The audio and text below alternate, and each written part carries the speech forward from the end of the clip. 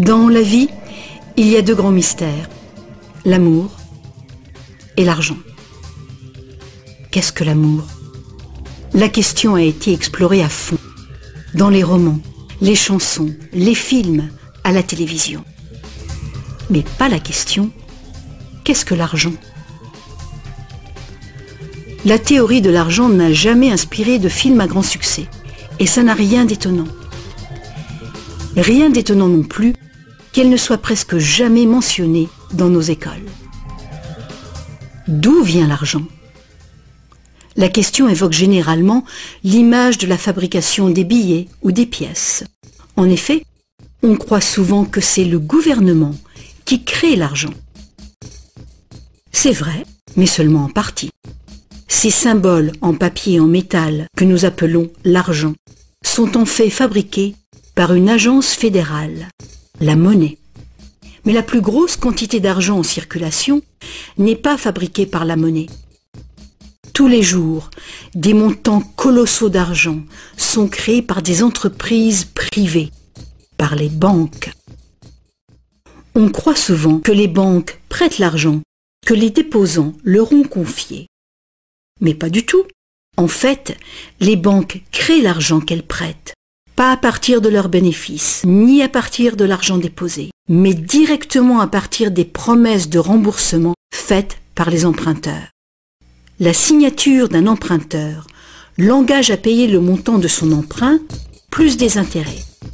Sinon, il perd la maison, la voiture ou tout autre bien qu'il a acheté. C'est une très lourde obligation pour l'emprunteur. En contrepartie, que fait la banque? Elle crée le prêt par un tour de passe-passe. Elle l'inscrit au compte de l'emprunteur. Ça vous semble un peu exagéré? Impossible, direz-vous? Voyons un peu comment ce miracle bancaire se produit.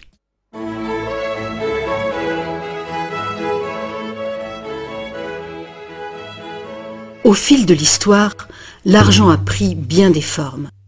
Il fallait simplement que l'argent soit portable et qu'un nombre suffisant de gens soient confiants de pouvoir l'échanger contre des choses de valeur bien réelles, comme de la nourriture, des vêtements ou une maison. L'argent a pris la forme de fèves de cacao, de coquillages, de pierres et même de plumes. L'or et l'argent étaient des métaux attrayants, faciles à travailler. Certaines cultures sont devenues expertes dans ce travail.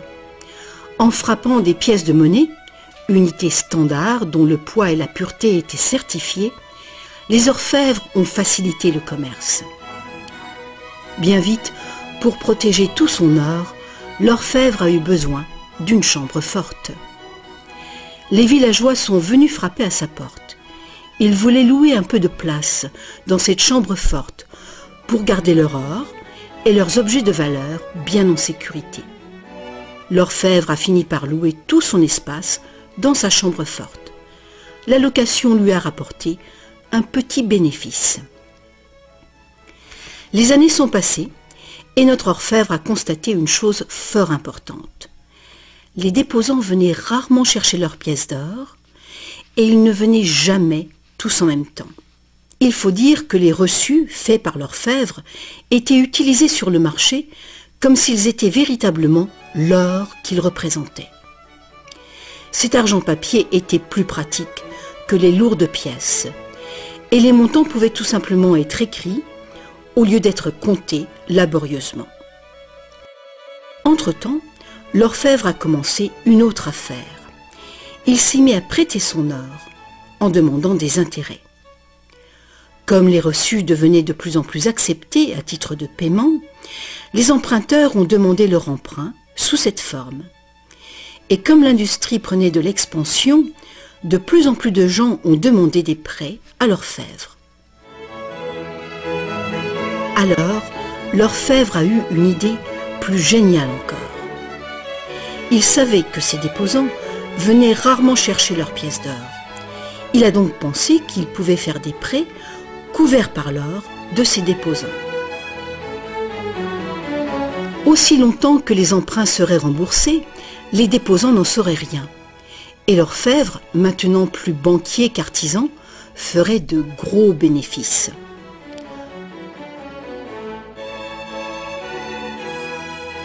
Pendant des années, en secret, l'orfèvre a tiré de bons revenus des intérêts sur les dépôts de ses clients. Maintenant gros prêteur, il devenait sans cesse plus riche et il commençait à étaler ses richesses. Les gens l'ont alors soupçonné de dépenser l'argent de ses déposants. Ensemble, ils l'ont menacé de retirer tout leur or si l'orfèvre ne s'expliquait pas sur sa richesse si soudaine. Contrairement à ce qu'on pourrait croire, la situation n'a pas tourné au désastre pour l'orfèvre. Malgré sa duplicité, il a pu montrer que les déposants n'avaient rien perdu. L'or était toujours en sécurité dans la chambre forte. Au lieu de reprendre leur or, les déposants ont demandé à l'orfèvre, devenu leur banquier, de leur verser une partie des intérêts. C'est ainsi que les banques sont nées. Le banquier payait un taux d'intérêt bas sur les dépôts et il faisait payer un dépôt d'intérêt plus élevé sur les prêts. La différence couvrait les frais de fonctionnement et ses bénéfices. La logique du système était simple comme bonjour et semblait être un moyen raisonnable de satisfaire la demande de crédit. Mais les banques ne fonctionnent plus du tout comme ça. L'orfèvre banquier n'était pas du tout satisfait du revenu qui restait après le partage des bénéfices avec ses déposants. La demande de crédit a augmenté rapidement, mais ses prêts restaient limités par le montant d'or dans la chambre forte. Alors, une idée plus géniale encore lui est venue à l'esprit.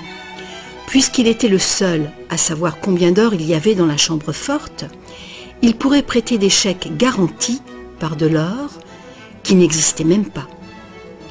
Aussi longtemps que les déposants ne viendraient pas tous en même temps réclamer leur or, personne ne le saurait.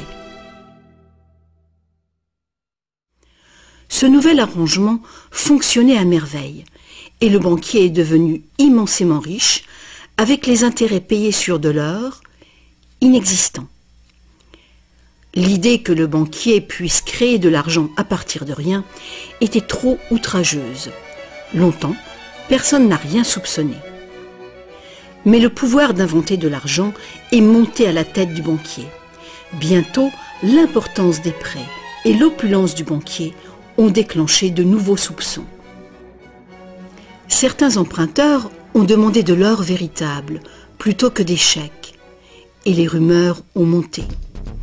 Plusieurs déposants fortunés sont venus réclamer leur or. La fin du jeu était proche. Une foule de gens, brandissant des chèques, se sont rassemblés devant les portes closes de la banque. Hélas, le banquier n'avait pas assez d'or pour couvrir tout l'argent papier qu'il avait émis. Pour la première fois, il y avait une ruée sur la banque. Et c'est un phénomène qui épouvante tous les banquiers. Ce phénomène de retrait massif a ruiné des banques individuelles et a endommagé la confiance du public envers les banquiers. Il aurait été simple alors d'interdire cette pratique de créer de l'argent à partir de zéro. Mais les immenses crédits offerts par les banquiers étaient devenus essentiels à l'expansion du commerce européen. La pratique a donc été légalisée et réglementée. Les banquiers ont accepté de respecter des limites sur les montants d'argent fictifs qu'ils pouvaient prêter. Mais ces montants fictifs restaient bien supérieurs à la valeur réelle de l'or déposé dans la chambre forte. Bien souvent, le taux était de 9 $ fictifs pour 1 $ en or. Des inspections surprises permettaient de faire respecter ces réglementations. Un arrangement a aussi été conclu. En cas de ruée sur une banque, les banques centrales soutiendraient les banques locales en leur prêtant de l'or. La bulle du crédit, créée par les banquiers, ne pourrait pas crever et le système ne pourrait pas s'effondrer, sauf s'il y avait beaucoup de ruées sur les banques en même temps.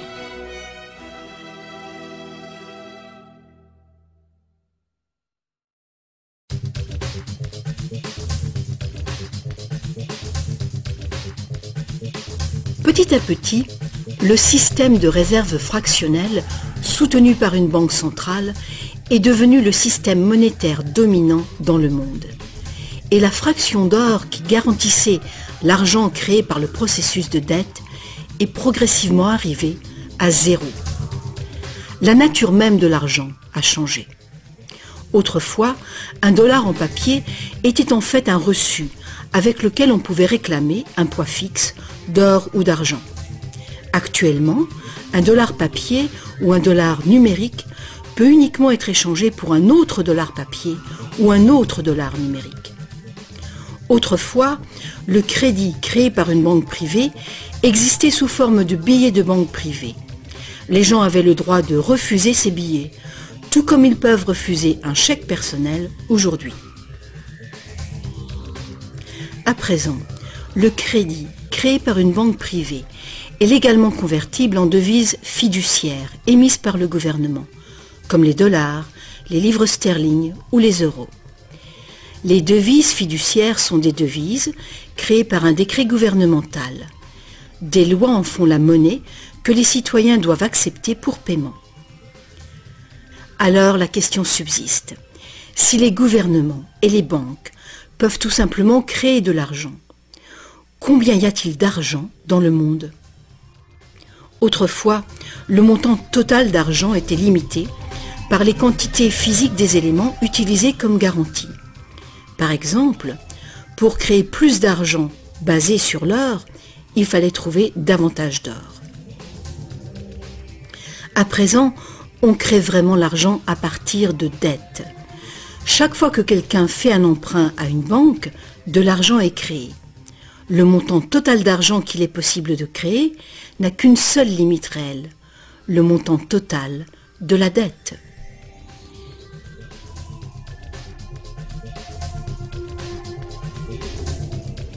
Les gouvernements placent une limite légale sur la création d'argent fictif, en imposant des règles sur les obligations de réserve fractionnelles. Mais ces obligations sont fondamentalement arbitraires. Elles varient d'un pays à un autre, d'une époque à une autre. Longtemps, il a été commun d'exiger que les banques aient au moins $1 en or en réserve pour garantir $10 d'argent dette. Aujourd'hui, les ratios de réserve minimale ne s'appliquent plus du tout au rapport entre argent nouvellement créé et or en dépôt. Elles s'appliquent uniquement au rapport entre argent nouvellement créé et argent existant. Aujourd'hui, les réserves d'une banque sont faites de deux choses. Le montant en devise bien réelle qu'elle a déposé à la banque centrale et le montant total de son argent dette. Petite illustration. Imaginons qu'une nouvelle banque vient de démarrer et qu'elle n'a pas encore de déposant. Mais ses investisseurs ont déjà fait un dépôt de réserve de $1111,12 en cash. Le ratio de réserve est de 9 pour 1. Étape numéro 1. La banque accueille son premier client pour un emprunt. Notre client a besoin de $10 000 pour une voiture d'occasion. Avec un ratio de 9 pour 1, la réserve déposée autorise la banque à créer légalement, comme par magie, 9 fois ce montant, soit $10 000. Ces $10 000 n'existent nulle part physiquement. C'est de l'argent nouveau, tout simplement versé au compte de l'emprunteur en tant que crédit. C'est de l'argent dette. L'emprunteur peut faire un chèque pour payer sa voiture. Étape numéro 2. La vendeuse de la voiture dépose les $10 000 d'argent nouveau à sa banque. Contrairement à l'argent déposé à la banque centrale, cet argent nouveau ne peut pas être multiplié par le ratio de réserve. Il doit être divisé par ce ratio. Avec le même ratio de 9 pour 1, il est donc possible de créer un nouveau prêt de $9 000 à partir du premier dépôt de $10 000. Étape numéro 3. Si ces $9 000 sont déposés par une troisième personne, à la même banque ou dans une autre banque, ils permettent légalement un troisième crédit bancaire, cette fois pour $8 100. Comme les poupées russes, qui s'emboîtent et deviennent toujours plus petites, chaque nouveau dépôt peut mener à un prêt toujours plus petit, et cette série décroissante est infinie. Par contre, si l'argent fictif créé par l'emprunt n'est pas déposé à la banque, le processus s'arrête. C'est la partie imprévisible du mécanisme de création de l'argent. Mais le plus probable, c'est qu'à chaque étape, le nouvel argent sera déposé à la banque et que le processus se répétera bien des fois et que finalement, presque 100 000 $ d'argent nouveau sera créé. Tout cet argent nouveau est créé à partir du processus de dette uniquement. Et tout ce processus est légalement autorisé par le petit dépôt de réserve initiale de 1111,12 $ qui demeure intouché à la Banque centrale. Autre facteur important. Avec ce système ingénieux, les registres de chacune des banques doivent montrer que la banque a 10% de plus en intérêt qu'en prêt. C'est donc un incitatif très fort pour une banque de solliciter des dépôts afin de pouvoir prêter davantage. Tout ceci crée l'idée fausse que l'argent vient des dépôts. À moins que chaque prêt successif ne soit déposé à la même banque, aucune banque ne peut prétendre avoir multiplié sa réserve initiale de presque 90 fois uniquement par des crédits bancaires. Mais il faut bien comprendre que le système bancaire est un circuit fermé. Un crédit créé dans une banque devient un dépôt dans une autre banque et vice-versa. En fin de compte, l'effet est grosso modo le même que si tout se passait dans une seule et même banque. En résumé, la réserve initiale d'un peu plus de 1111 $ à la Banque centrale permet de récolter des intérêts sur des sommes allant jusqu'à 100 000 $, que la banque n'a jamais eu. Ça vous semble absurde? Écoutez un peu. En quelques décennies, à cause du lobbying féroce des banques, les obligations de réserve ont quasiment disparu dans plusieurs pays. Et les ratios actuels de réserve peuvent être bien plus élevés que 9 pour 1. Pour certains types de comptes, 20 pour 1 et même 30 pour 1 sont tout à fait communs. Plus récemment encore, les banques ont trouvé le moyen de complètement contourner les obligations de réserve en faisant payer des frais de dossier en plus du capital prêté. Alors, bien que les règles soient compliquées, la réalité est toute simple. Les banques peuvent créer autant d'argent qu'on est capable d'en emprunter.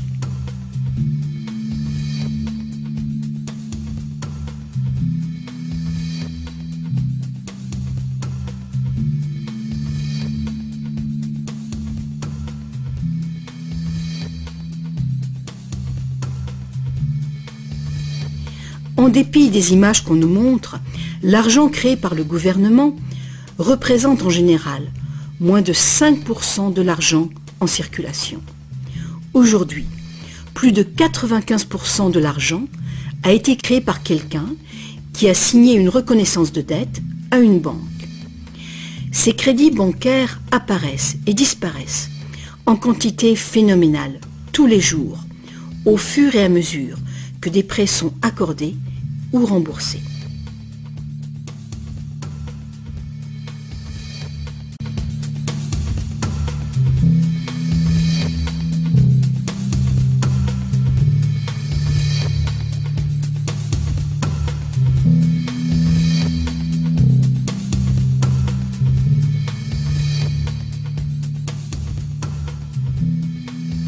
Les banques ne peuvent utiliser ce genre de système qu'avec la coopération des gouvernements.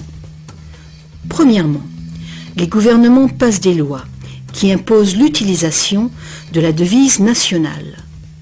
Deuxièmement, les gouvernements permettent que les crédits créés par les banques privées soient payables dans leur devise nationale. Troisièmement, les cours de justice gouvernementales font respecter les obligations de paiement des dettes. Et enfin, Les gouvernements adoptent des règlements qui assurent le fonctionnement et la crédibilité du système monétaire sans rien faire pour informer le public de l'origine véritable de l'argent.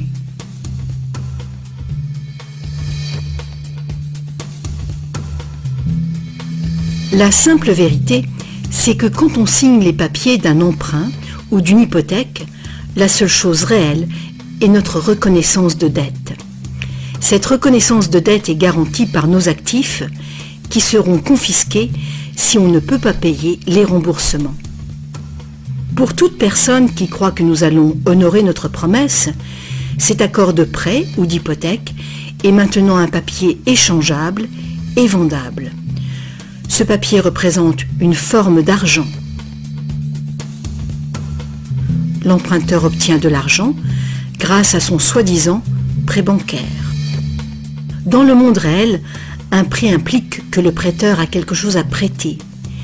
Si vous avez besoin d'un marteau, ma promesse de vous prêter un marteau que je n'ai pas ne vous servira strictement à rien. Mais dans le monde artificiel de l'argent, la simple promesse faite par une banque de vous prêter de l'argent est considérée comme de l'argent véritable.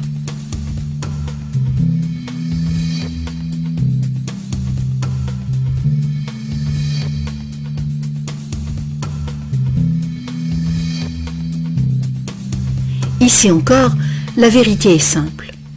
Sans le document signé par l'emprunteur, le banquier n'a rien du tout à prêter. Est-ce que vous vous êtes déjà demandé comment tout le monde, les gouvernements, les entreprises, les familles, peut être endetté en même temps et pour des sommes aussi colossales?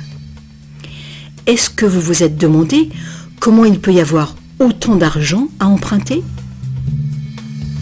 Maintenant, vous le savez. Il n'y en a pas. Les banques ne prêtent pas l'argent, elles le créent, et c'est de l'argent dette. Comme la dette est potentiellement illimitée, la quantité d'argent créée est illimitée, elle aussi.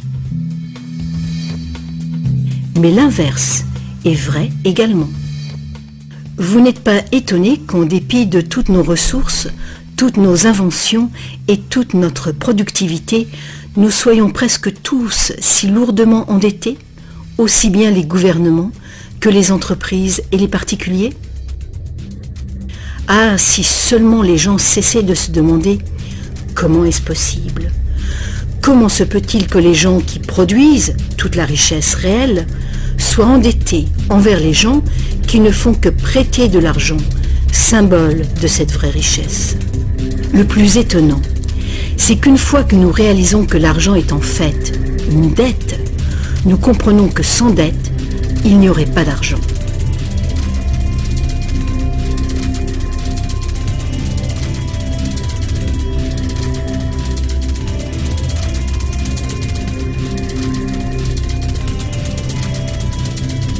Si toute cette explication est nouvelle pour vous, rassurez-vous, vous n'êtes pas seul. Beaucoup de gens s'imaginent que si toutes les dettes étaient payées, la situation économique irait beaucoup mieux. C'est sûrement vrai au niveau individuel. Quand on a remboursé ses prêts, on a davantage d'argent à dépenser. Mais il est faux de croire que s'il n'y avait plus de dettes, il y aurait davantage d'argent à dépenser. En fait, c'est tout le contraire. Sans dette, il n'y aurait pas d'argent du tout. Alors, vous voyez, nous dépendons complètement du renouvellement continu du crédit bancaire. Pas de prêt, pas d'argent. C'est exactement ce qui s'est passé durant la Grande Dépression. La quantité d'argent a fondu radicalement quand la quantité des prêts a chuté.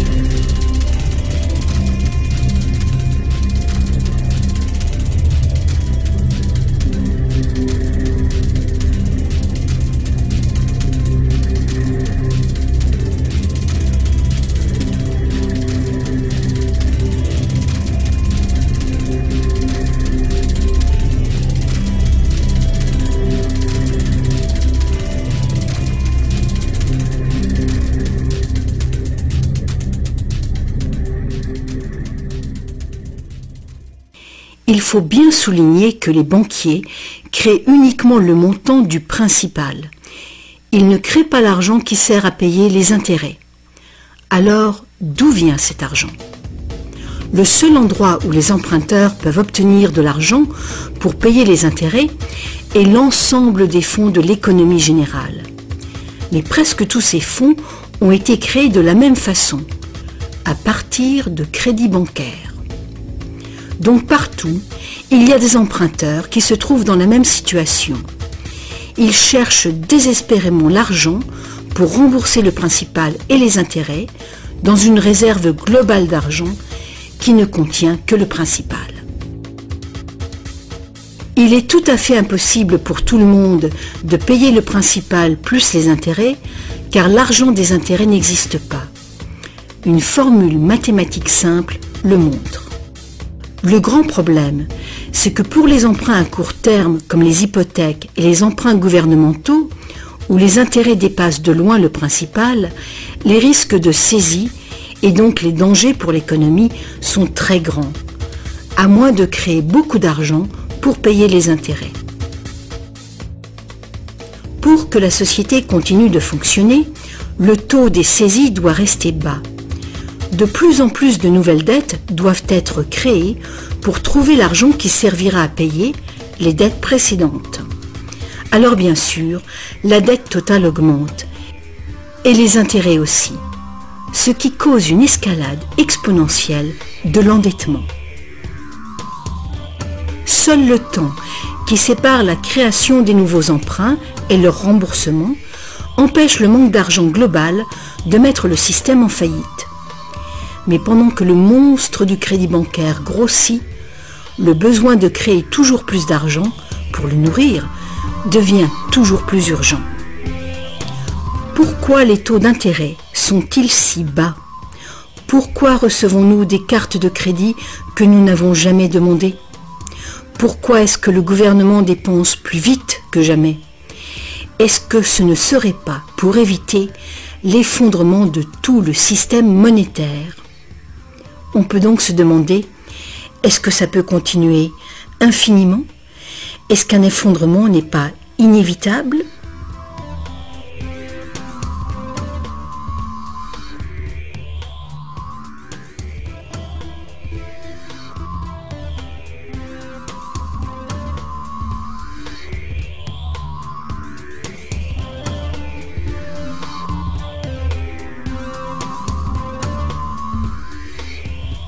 L'argent facilite la production et le commerce.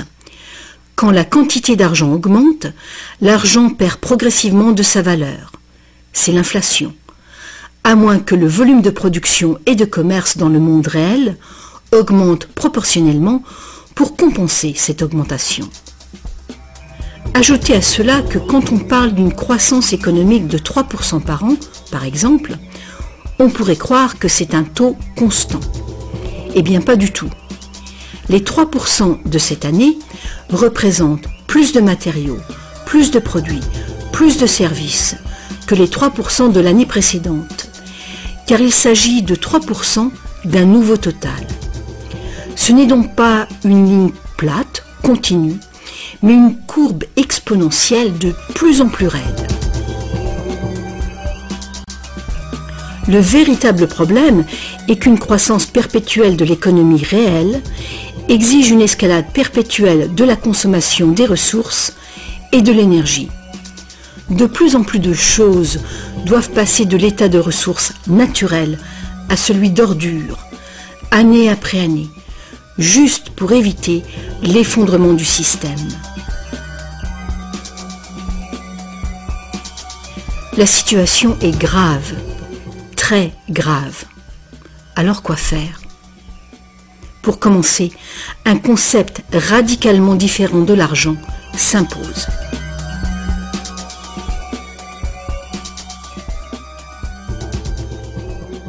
Le temps est venu pour les gens de se poser 4 questions simples et de les poser à leur gouvernement.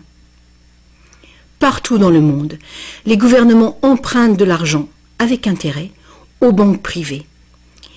La dette gouvernementale est une composante majeure de la dette globale. et une énorme partie de nos taxes va au paiement de cette dette. Maintenant, nous savons que les banques créent l'argent qu'elles prêtent et que les gouvernements les autorisent à le faire. Nous savons aussi que les gouvernements créent les devises par décret et qu'ils ont au moins le même droit que les banques de créer leur propre argent. Alors, première question. Pourquoi est-ce que les gouvernements choisissent d'emprunter de l'argent aux banques privées avec intérêt quand ils pourraient créer tout l'argent qu'il leur faut sans intérêt? Deuxième question. Pourquoi créer de l'argent à partir du processus de dette? Pourquoi pas créer de l'argent qui circule en permanence et qui ne doit pas sans cesse être réemprunté pour exister? Troisième question. Comment un système monétaire fondé sur l'accélération perpétuelle de la croissance peut-il servir à construire une économie durable? N'est-il pas évident qu'une croissance en accélération perpétuelle est incompatible avec la durabilité? Et finalement, pourquoi notre système actuel dépend-il entièrement d'une croissance perpétuelle? Que faut-il changer pour créer une économie durable?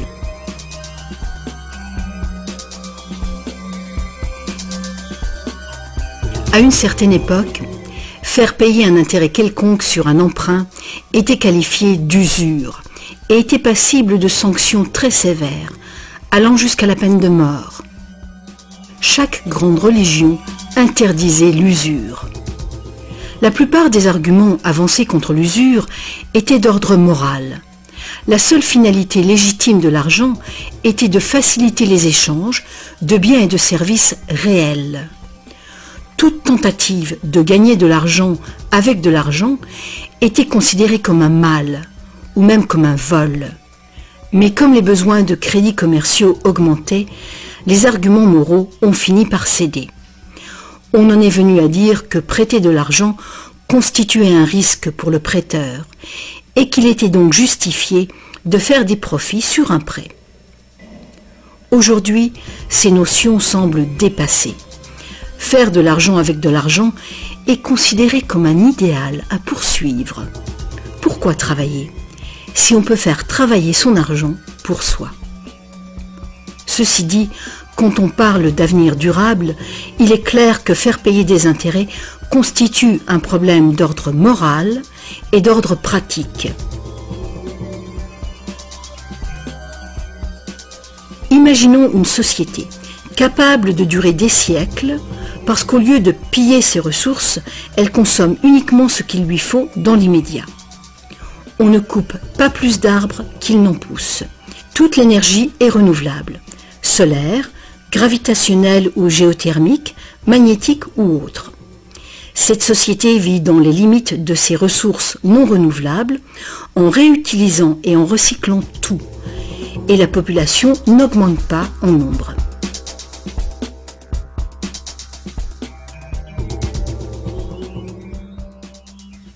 Cette société ne pourrait jamais fonctionner avec un système monétaire qui dépend complètement d'une croissance en accélération perpétuelle. Une économie stable aurait besoin d'une quantité d'argent qui puisse rester stable. Imaginons que cette quantité totale d'argent stable est représentée par ce grand cercle.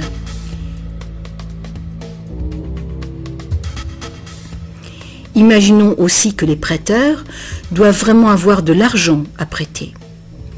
Si des prêteurs, à l'intérieur de ce cercle, commencent à prêter de l'argent avec intérêt, leur part d'argent va s'agrandir.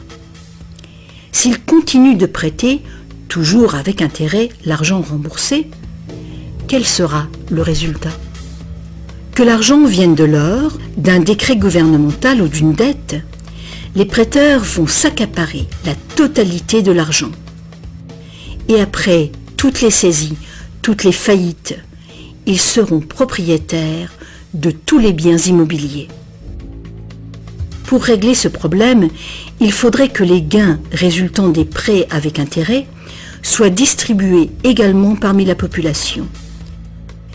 Une taxation lourde des bénéfices bancaires pourrait être une solution. Mais alors, quel intérêt les banques auraient-elles d'être en affaires? Si nous pouvions un jour nous libérer de cette situation, nous pourrions imaginer les banques comme des services sans but lucratif, qui travailleraient au service de la société. Les banques verseraient des dividendes universels aux citoyens ou prêteraient carrément sans intérêt du tout.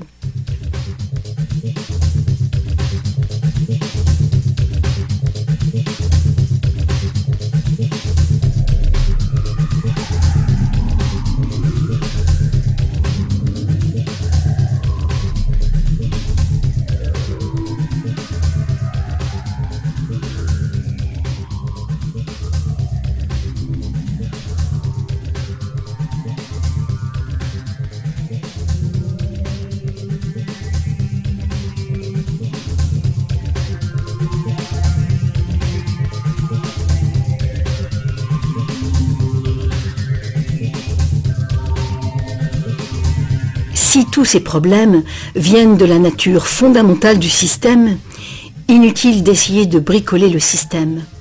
Il faut le remplacer.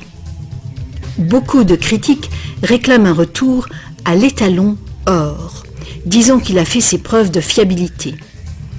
Ils ignorent les arnaques qui peuvent être commises avec l'or. Limer les pièces, altérer le métal, le déprécier, accaparer le marché. Bref, toutes les pratiques déjà utilisées du temps de l'ancienne Rome qui ont contribué à sa chute. Certains préconisent un étalon argent, car ce métal est plus abondant que l'or, ce qui rend plus difficile le monopole du marché. Mais beaucoup de gens questionnent la pertinence de revenir aux métaux précieux. L'idée de porter de gros sacs pleins de pièces n'enchante personne. L'argent papier, l'argent numérique, le plastique, ou plus probablement l'argent biométrique seront les moyens d'échange. Et ils présentent ce potentiel de créer de l'argent dette en quantité illimitée. En définitive, si l'or était à nouveau le seul étalon, tous les gens qui n'ont pas d'or se retrouveraient tout à coup sans argent.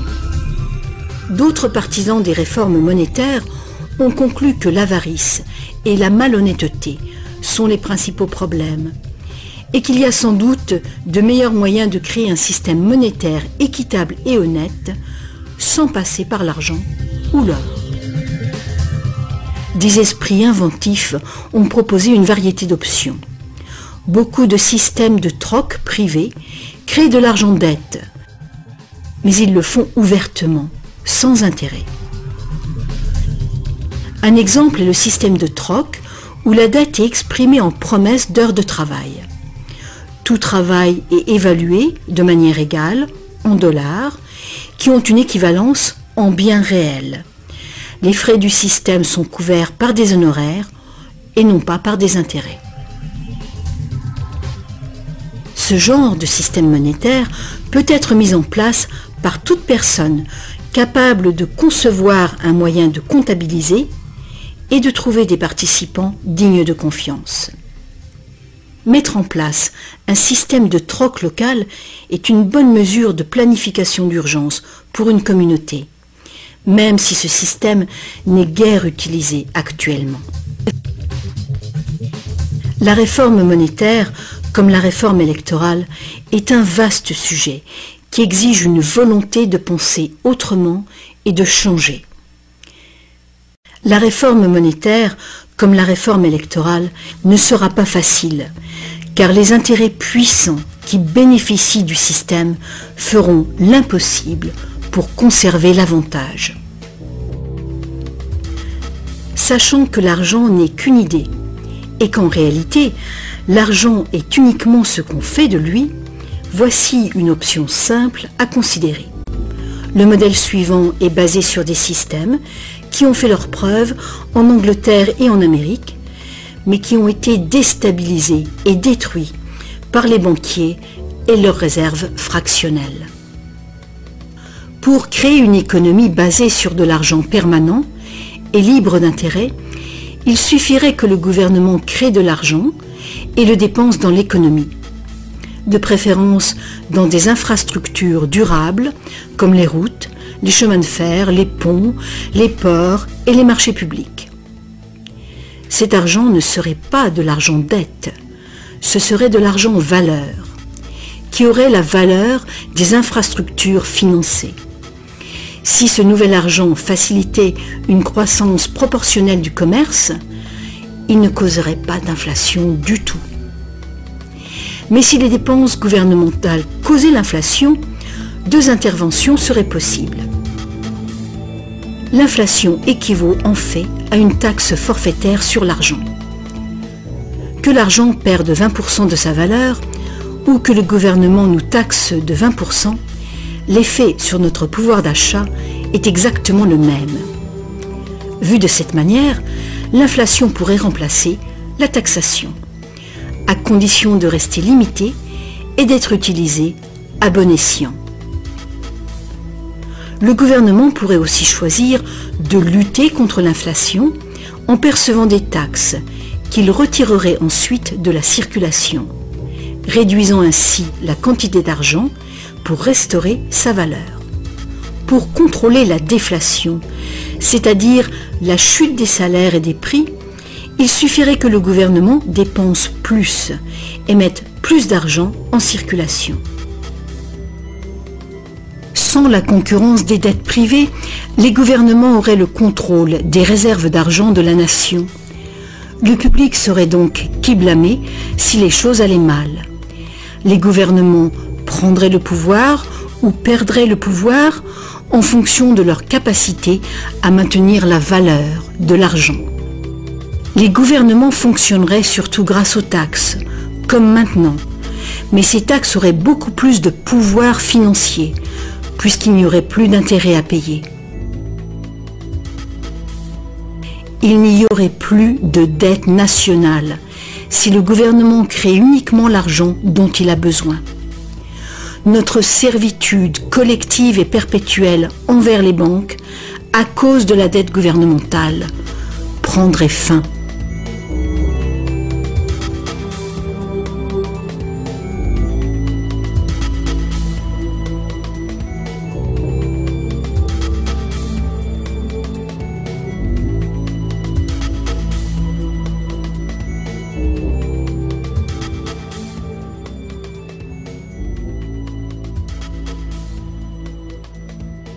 On nous a trompés.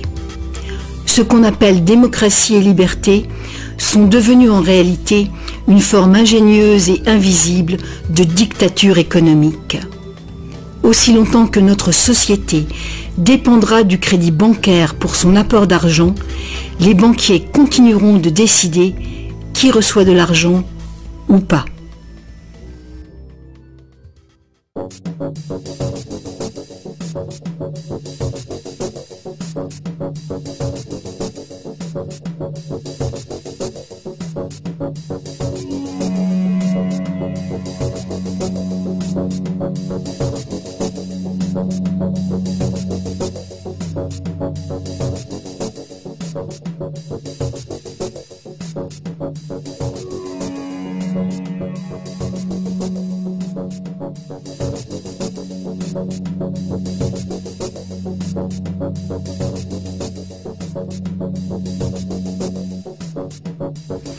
Peu de gens savent aujourd'hui que l'histoire des États-Unis, depuis la Révolution de 1776, a été en grande partie une lutte épique pour se libérer du contrôle des banques mondiales dominées par les Rothschild.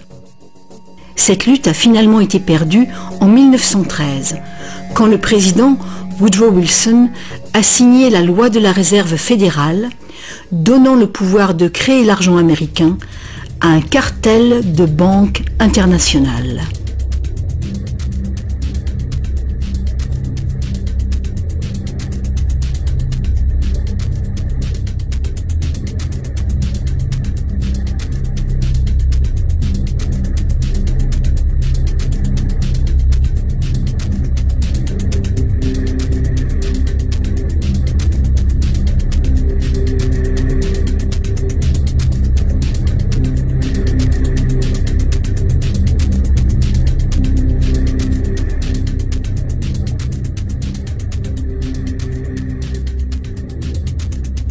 Le pouvoir de ce système est profondément ancré et le silence des médias et du monde de l'éducation à ce sujet est profond, lui aussi.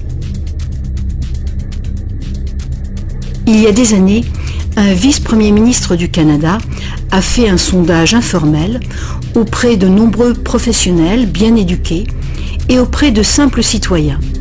Il a constaté qu'aucun d'eux ne comprenait vraiment comment l'argent était créé. En fait, on peut probablement dire que la majorité des gens, y compris les simples employés des banques, n'ont jamais réfléchi à la question. Et vous ?